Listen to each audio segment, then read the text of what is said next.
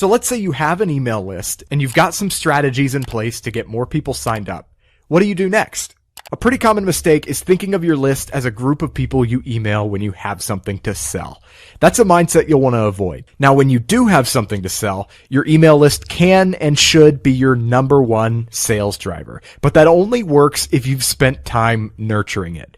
You have to continually bring value to the people on your list with no expectation of return. These are your VIPs. They like your content. They've asked you to send them more stuff, and it's up to you to start building a relationship with them.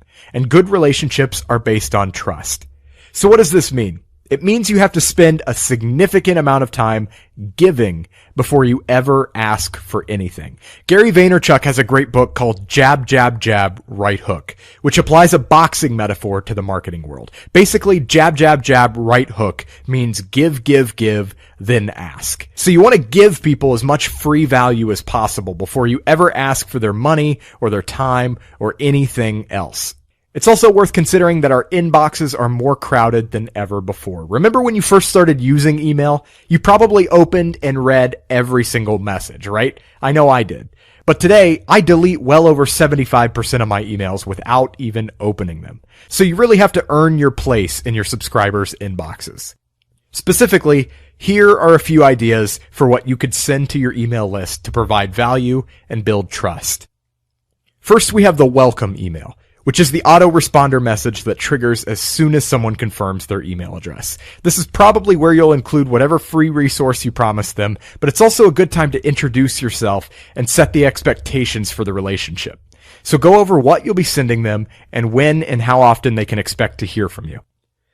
Exclusive content. Again, the people on your list deserve to be treated like VIPs. So offer them some exclusive content that you don't publish on the web. It's okay to promote new blog posts to your list, but if that's all you do, where's the added value? What's the incentive to join your list rather than just visiting your site? Remember what I said earlier, you have to incentivize the opt-in.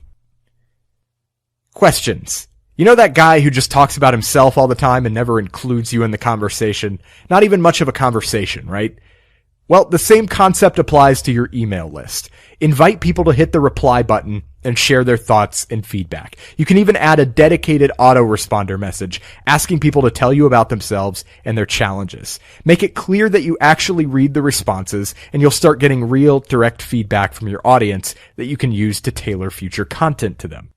Bonus points if you start replying to their replies and then build one-on-one relationships, which are not scalable but can be extremely powerful.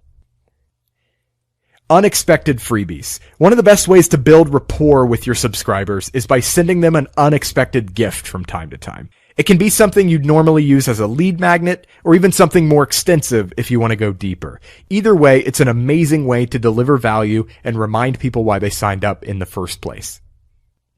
Again, nurturing your list really comes down to providing massive free value to earn your keep. Once you've built up a solid relationship with your subscribers through lots of free value, selling is a breeze. People buy from those they trust. And the law of reciprocity tells us that if you continually deliver free value, people will be more than willing to give back when the time comes.